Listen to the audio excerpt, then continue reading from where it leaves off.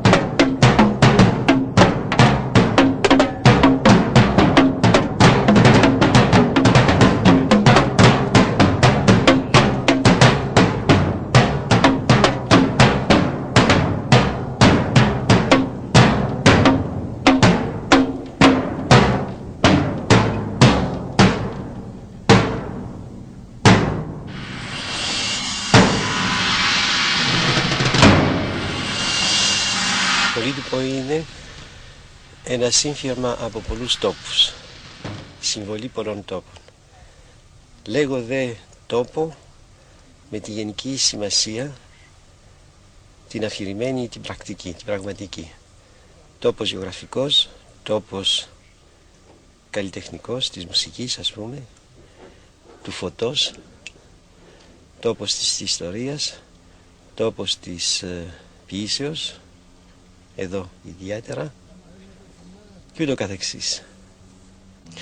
Οι Μυκήνες τις είχα στην σκέψη μου και στην καρδιά μου από τότε που είχα έρθει παιδί εδώ, όταν ήμουν 14 ετών με το σχολείο, και μου είχε κάνει εντύπωση. Και μετά όταν ξανά ήρθα στην Ελλάδα, 40 χρόνια μετά, την πρώτη μου σκέψη ήταν να έρθω να δω τις Μυκήνες, διότι εντωμεταξύ, όπως και άλλοι πολλοί, βρέθηκε ότι οι Μυκήνες αντιπροσωπεύουν ένας από τους πρώτους πολιτισμούς της Ελλάδος και ότι ο πολιτισμός αυτός ήταν ξεχωριστός και εξαιρετικά ωραίος.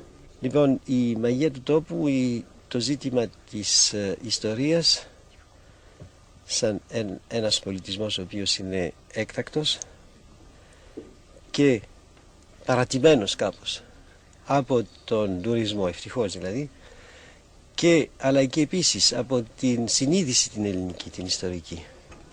Με έκανε να σκεφτώ ότι όταν ξαναήρθα ότι θα ήταν ενδιαφέρον να γίνει ένα ξεκίνημα για να ξαναζωντανέψει αυτός ο πολιτισμός. Τώρα έχει και έναν απότερο λόγο. Ήθελα ίσως με αυτό να τονίσω, ξαναερχόμενος στην Ελλάδα ύστερα από τόσα χρόνια, κοντά στα γεράματα, να τονίσω πόσες κορυφές υπάρχουν στην ιστορία, τη διαδρομή την ελληνική.